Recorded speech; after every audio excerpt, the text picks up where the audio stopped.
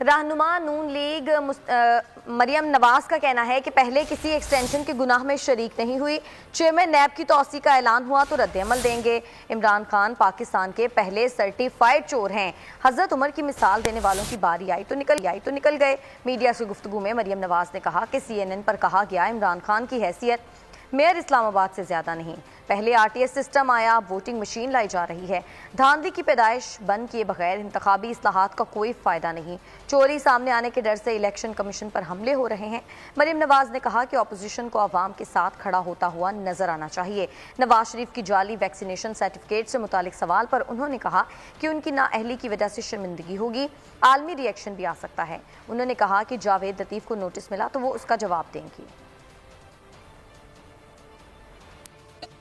ان کی جب بات آفیشلی سامنے آئے گی تو ہم اس پہ ری ایکشن دیں گے۔ جو RTS بٹھایا گیا تھا 2018 کے الیکشنز میں، یہ اسی طرح کا ایک دوسرا کہانی جو ہے وہ پریپیئر کی جا رہی ہے، گھڑی جا رہی ہے۔ جب بھی ان کی ناکامی کی، ان کی نالائکی کی، ان کی نااہلی کی کوئی نشاندہی کرتا ہے تو یہ الزام اسی پر ڈالتے ہیں۔ بالکل اسی طرح جس طرح ECP آج کل ان کے دھاندلی کے پول کھول رہی ہے، جب CNN جیسے چینل پہ بیٹھ کر لوگ یہ کہنا شروع کر دیں کہ اس وزیر اعظم کی حیثیت ایک میئر سے زیادہ، اسلام آباد کے میئر سے زیادہ نہیں ہے، اس آدمی کی وجہ سے جو وزیر اعظم کی کرسی پر بیٹھا ہے پاکستان کے حصے میں، یہ جو شرمندگی ہے یہ کبھی نہیں آئی۔ حضرت عمر کی مثالیں دیا کرتے تھے اور جب اپنی چوری کی بات آئی آرام سے یہ کہہ دیا کہ میں حساب نہیں دوں گا۔ آپ یہ نہیں کر سکتے کہ آپ لوگوں کو چور کہتے اور اسی آڑ میں آپ اپنی چوری چھپا کر نکل جائیں کہ جاوید لطیف صاحب ایک نواز شریف کے سچے سپاہی ہیں، لیکن کسی بھی طرح اگر